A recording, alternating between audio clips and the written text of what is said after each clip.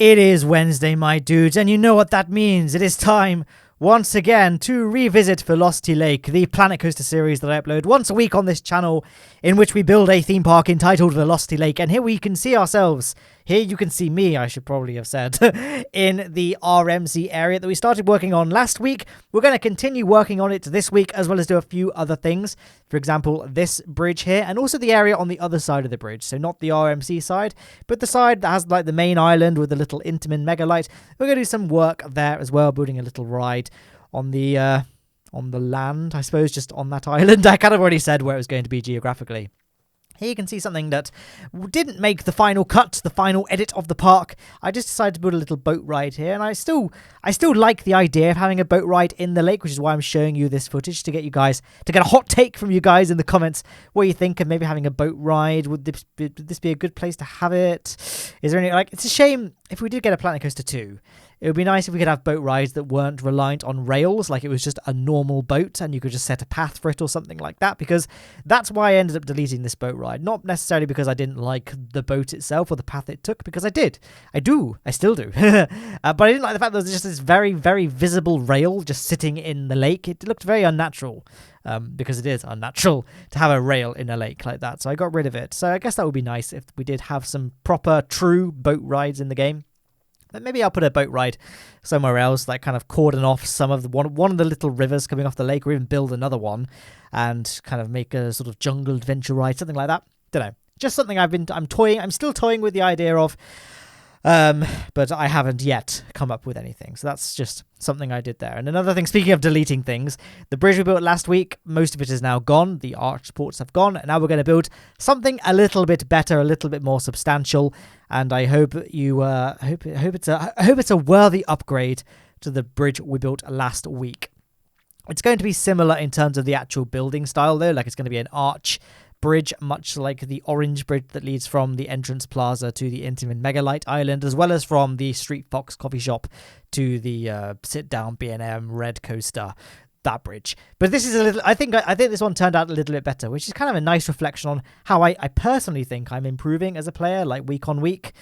I always feel like the builds get progressively better as I get better in the park. So like the front of a theme park that I build is usually worse than the back part of the theme park, because I tend to build outwards, and obviously many hours have passed from me building the entrance to the point where I build like the final few things, which is why I said it last week, that the actual area around the RMC coaster is so far my favorite area of the park, and it's so good I almost want to just raise the rest of the park and just build it from to the same style as the RMC area.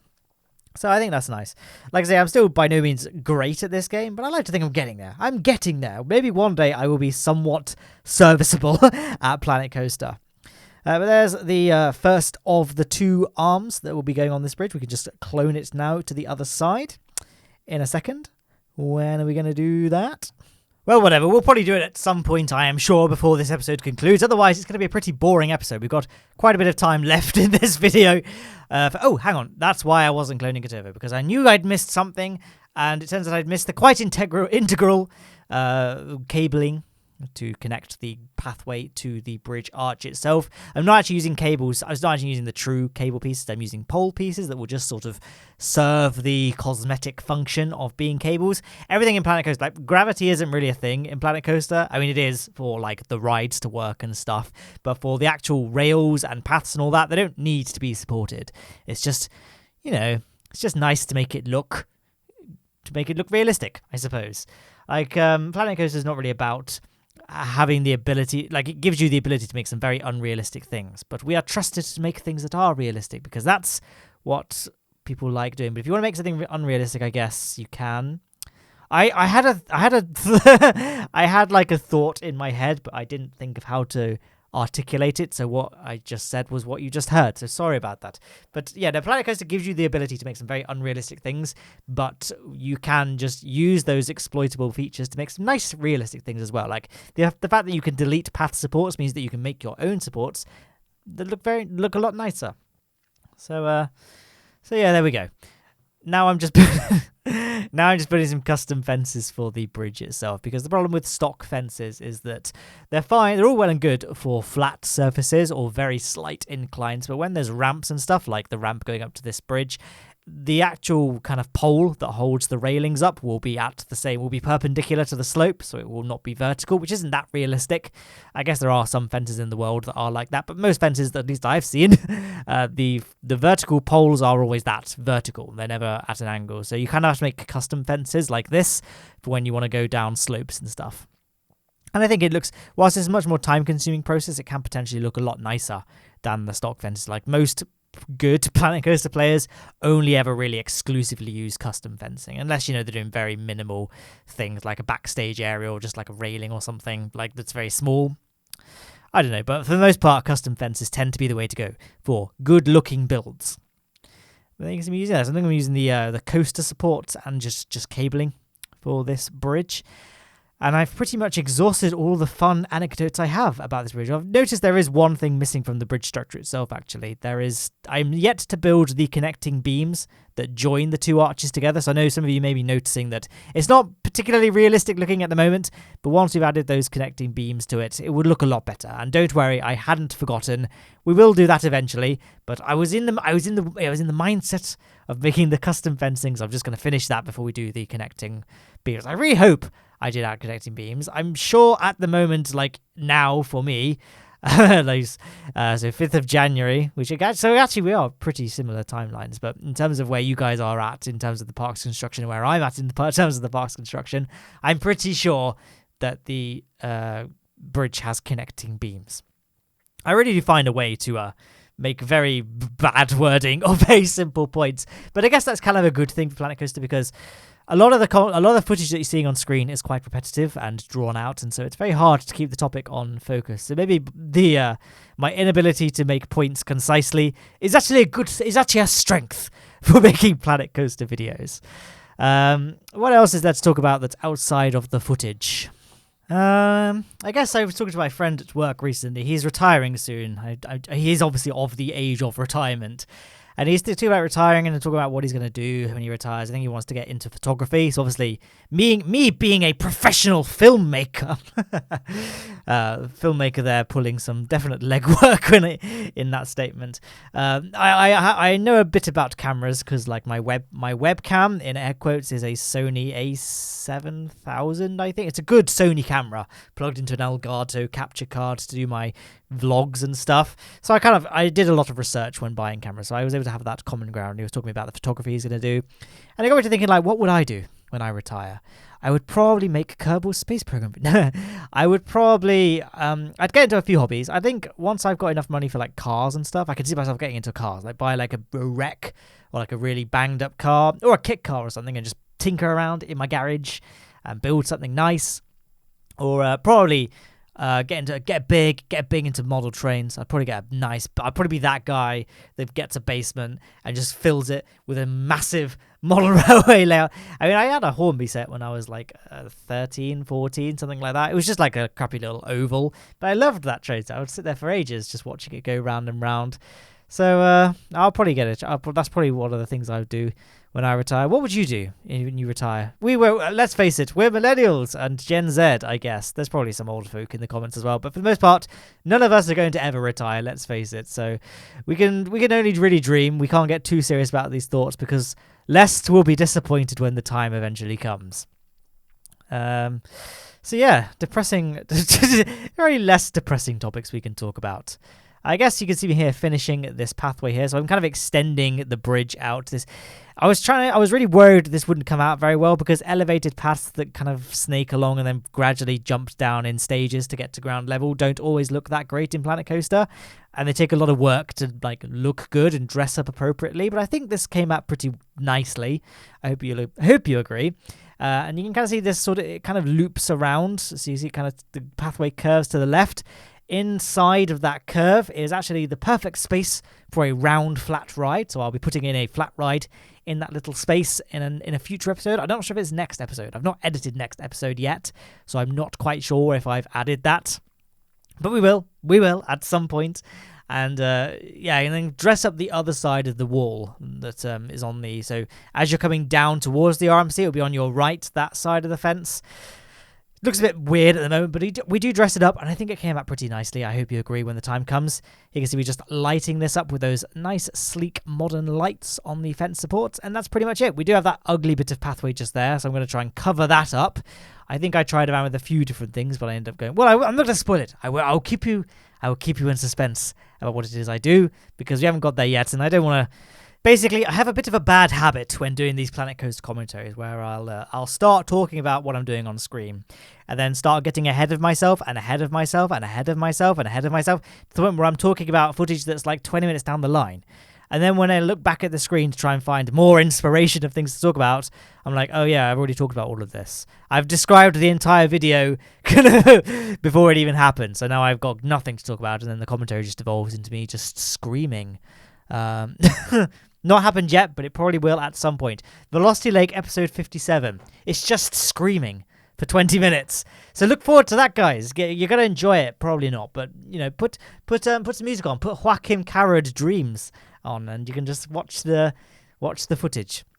And now we can talk about the thing. I said I was going to cover up this path, so I tried concrete blocks at first, but it does look a bit weird. It's kind of like this weird sort of jetty that doesn't go anywhere, and why would it even be there? So in the end, I went with rocks. Wow, look at that. I talked about everything as it happened, like a real professional YouTube video creator. One thing that I know I just said, I try and avoid talking about things before they've actually happened in the video, but one thing we will be doing later on this episode is I'll be doing like a sort of brief overview of what we have so far, like mainly just the Intamin Megalite Island that we're building. Did you remember this little curving and green fence that was a staple of this series for the longest time? Well, it's back with a vengeance. We're going to be doing a quick overview of kind of the entrance up to the Intamin Megalite Island, and then do a brief look around the RMC place as well. So that'll be the kind of, I'll probably put like a note. I'll probably just say it verbally, what point in time to skip to if you don't really want to watch the real-time part. Like, it'll be real-time, me just cruising around. Although that being said, it only goes from like 17 and a half minutes to 21 minutes. So it's only 4 minutes of looking around. I think it's quite nice. Hey, look! Hey, Vsauce! No. Hey, look, it's we're building those beams that I said that I wasn't sure we'd be doing in this episode. I don't know why I had any doubt, because I was building the bridge, and I wouldn't have forgotten, because I am I'm a rocket scientist. I think. I'm not. I think some people sincerely believe that I'm being sincere when I describe myself as a rocket scientist, even though I often describe myself as an armchair rocket scientist, and clearly I am not to be taken seriously at any time, really, and I like to think I say it with some levity. But I don't, for the record, I don't sincerely believe that I could just get a job at SpaceX designing rockets. But that being said, Elon, if you wanna hire me, your boy, then hook me up. I can get you sponsored by Raid Shadow Legends. That's right, guys, go to the video description, get 50k silver and a free epic champion. No, just JK. They'll probably never want to work with me again after that. But regardless, here we are. I said we were going to build a flat ride on this little peninsula, on this little island. It was the perfect spot for a ride. So I was toying around with a few different rides before finally settling on a Ferris wheel. I'm going to spoil you right there. But I was toying around with thrill rides and then more gentle rides. So this was a big contender for the longest time. It's gone now, but I don't know what it's called in the game, the big spinny thrill ride. But because this is the main island and it's the first thing everyone sees, and this is meant to be a park for all ages, I wanted to have a ride that most people could enjoy, like all ages, but something gentle. So this island has got all the family-friendly rides. It's got an Intamin Megalite, which is a good sort of introduction to bigger roller coasters for like not young adults, but like teenagers, younger teenagers, older children, and families, that sort of thing. Like, it's thrilling, but not too kind of very, very scary. So the Intamin Megalite's a good centerpiece for a family area. We've also got a junior coaster, a couple of gentler thrill rides, like we have the chairplanes, the chair swing, and then, we've got this Ferris wheel as well. Then as you diverge off the island to the various arms of the park, so we have the RMC area, that's where you get the big boy rides, the big RMC, all the thrill rides around that haven't been built yet, but will be built soon. Need to slow down my talking, don't I? To sound a little bit more coherent. So that was my thinking with going with the Ferris wheel. And the Ferris wheel, out of all the rides in the game, all the flat rides in the game, it does have one of the smaller footprints. One of the gripes I have with Planet Coaster, and this is especially true for coaster stations as well, is that the flat rides have massive footprints, whereas the actual sort of area dedicated to the ride itself is quite small. Like the Ferris wheel is not a great example because, like I said, it has a very small footprint, but you can kind of see what I mean. You see the tarmac border around the Ferris wheel? All of that you can't build on, or at least you can't have anything intersect it. Like you can build on it with scenery, but anything like paths or other rides can't infiltrate that zone because that's part of the ride's area, even though you can see that it doesn't actually intrude on the ride itself. Again, not a great example with the Ferris wheel because its kind of footprint is pretty much the same as the actual size of the ride itself, but some of them are ridiculous. They have a huge amount of footprint around them for actually a relatively small ride. And it can be annoying when you're trying to build in small spaces, when all of your rides are artificially separated apart because of their massive footprints. So that'll be something nice if you can maybe have a bit more control over that in either a Planet Coaster update or more realistically in a Planet Coaster sequel, because I'm guessing Planet Coaster's kind of support is now gone down to just bug fixing and like skeleton support, because Frontier's efforts are all on Planet Zoo. And at the end of the day, when did this come out? 2016? They have to move on at some point. Like I don't mind there not being any Planet Coaster updates if it means we eventually get a Planet Coaster 2. I don't know. Like I think I said last episode, I'm more hyped for Planet Coaster 2 than I am for Kerbal Space Program 2. Because Kerbal Space Program, for one, I always thought it was weird when I heard they were announcing a sequel, because I feel like, does it need a sequel? Like, where could it go? I have seen though what they're planning on doing though, and I can get it. Like, I feel like Kerbal Space Program's engine and just the core of the game holds it back a bit. Like I've been told by devs before that the reason they can't do multiple star systems is something fundamental within the game's code or engine or what. I'm no programmer, so I don't really know why. But I think it's something to do with the engine or the way it's built. So that's kind of why they would need to rebuild the game. And if you're rebuilding the game from scratch anyway, it does make sense to make a sequel. So I guess I've now just debunked my own statement just by talking aloud. See, guys, if I think about things before I say them, I say less stupid things. Great commentary there. Obviously, one thing that does kind of not worry me, but leave me slightly apprehensive, like, oh, I wonder how it's going to go, is the fact that, first of all of the pretty much all of the original KSP developers left and went to work for Valve from the original Kerbal Space Program team, and the game is developed by people that aren't even in squads. It's basically a fan game with full funding and official endorsement, so they could potentially make something great. I really hope they pull it off. I'm rooting for them because obviously whilst I play the game professionally, it is because, professionally in the very loosest sense of the term. I do play the game professionally. I do also play it because I enjoy it, you know? Like, if I hated the game, I wouldn't be making YouTube videos of it. And I wasn't getting paid to make YouTube videos for a very, very long time. You know, it's the only reason I'm getting sponsorships and stuff like that. So I only really was able to sustain these videos because I enjoyed playing the game so much. So I have a personal stake in Kerbal Space Program 2 being good. But also like Planet Coaster. Arguably even more so, I play Planet Coaster for fun because I don't and will never make any meaningful amount of money from the series because it just doesn't get enough views. And I'm not saying that in a negative sense. I just kind of like the fact that Planet Coaster doesn't get as many views as Kerbal Space Program because we get that better kind of creator-viewer kind of relationship. Like I'm able to read the comments more because there are less comments to read and they come through at a slower rate so I can see the newer ones sooner. I don't know. I think there's something special about having a slightly smaller group of viewers watching this series. Just because whenever I mention that, oh yeah, these videos don't get as many views as Kerbal Space Program, I always worry that it's me complaining, like, you guys suck! You guys aren't watching my videos! Even though, you know, it's fine. If people are subscribed to me for Kerbal Space Program, I get them only watching my Kerbal Space Program videos. So it's fine. I'm just saying. Hey, remember when I said we were going to be doing a real-time portion? Here we are, walking along. We walked along that bridge, did a quick fix of something I missed when I was building it. That beam wasn't quite connected physically. And then we're getting a nice little waiting for the train. Where is the train? There it is!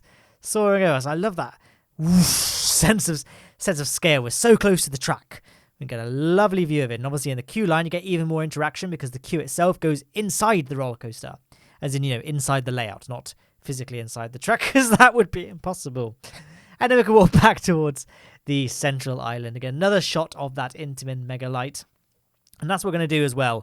Tacking on to the end of this episode, because it was a sort of thing I did that I couldn't really figure out where to put it in terms of episodes. So we're going to be doing that later on in this episode. We're going to do some quick fixes to the Intamin Megalite, as in like just some support work, things like that.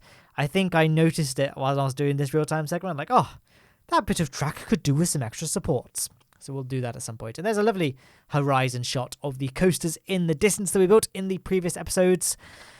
And yeah, looks pretty nice, doesn't it? I'm not sure how I feel about this path just here. I wish it would be like level, but I wanted a gently sloping down path, and it's very hard to make both of those things apply. Like you can either have it sloping down, but it'll be a bit rough in terms of the terrain, or you can have it just on a flat plane, but then it's not very interesting to have a completely flat park.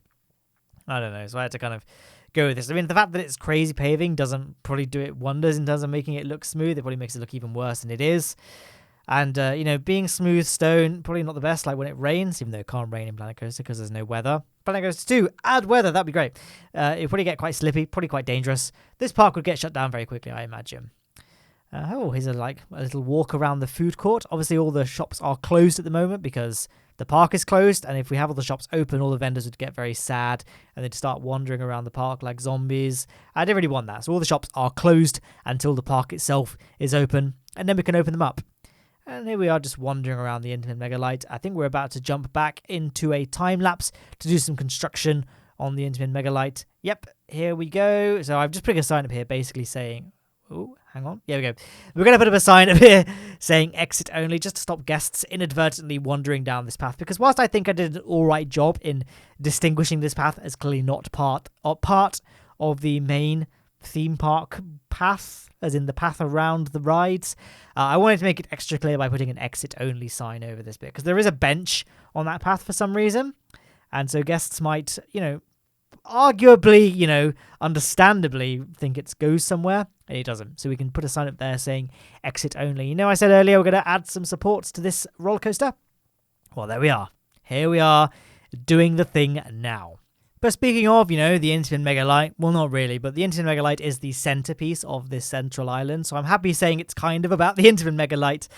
Speaking of the area it's in, though, this central island is pretty much done. We've done the Industrial Revolution area. We've done the Thrill Ride Peninsula where the RMC coaster is.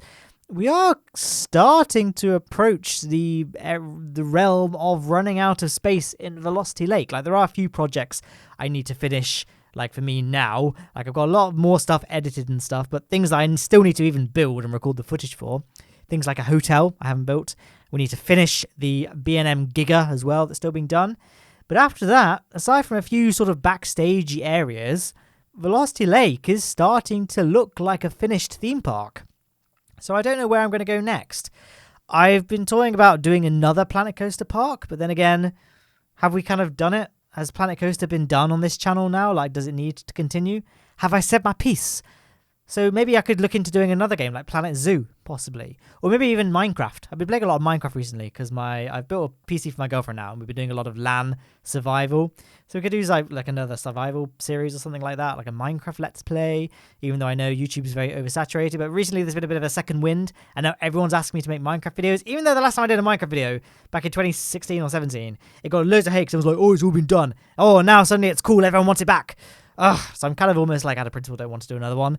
But, I forgive you. I know you guys are probably a completely new set of viewers at this point. Like, there's probably not that many people watching from around that time. I think at some point you realize just how bad this channel is and you just leave. So, maybe you guys would want, maybe it wasn't you guys complaining about a Minecraft Let's Play. Or you guys are, I suppose on the other side of that coin is you guys are probably my more dedicated subscribers. Or there's probably like at least one of you that subscribed to my channel just for Planet Coaster.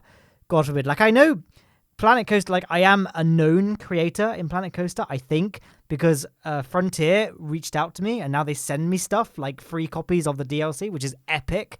Thank you, Frontier. Love you guys. They also invite me to events that I can never go to because I never get enough notice. Basically, this isn't my job. Like, my actual job is I work for the NHS, and as a clinician in the NHS, you have to give 6 weeks notice because I have patients booked to see me. Right, the Lowne clinic gets booked 6 weeks in advance. So I can't take annual leave sooner than 6 weeks, because by that point patients will have been booked to see me and they won't cancel patients, so people can take annual leave. So this loops around to I can't go to a lot of events. Like I couldn't go to the Kerbal Space Program 2 launch event, not because I didn't want to, but because they literally gave me 5 weeks notice, not 6 weeks notice. And similarly, a lot of the Frontier things I've been invited to happen, I get like 4 to 5 weeks notice, which is never good enough for me because I have to give 6 weeks notice. Like 4 to 5 weeks might be okay for a lot of people who have like jobs where they don't need to give as much notice, but for me it means I can't go to any of them, which is a shame because I would like to go to a lot of things, but you know, such is life. And you can see I've built another custom fence along this part of the RMC. Still a lot of work that needs doing to the path though. We've got a lot of holes in the path that need filling in with, you know, path filler elements, among other things. So we'll be doing that in the next few episodes. But in terms of this episode, I'd say, you know, that's pretty much a wrap. I'm just going to fade across to an end screen. On the left-hand side is a link to the full Velocity Lake playlist, and on the right-hand side is a video chosen for you by YouTube's recommendation algorithms. There's also a link to check out Patreon if you'd like to, and to subscribe. And in the description, you'll find links to Twitter, Instagram, Discord, merchandise, all that good stuff. Guys, thank you so much for watching. I hope you enjoyed this video and the rest of your Wednesday, my dudes.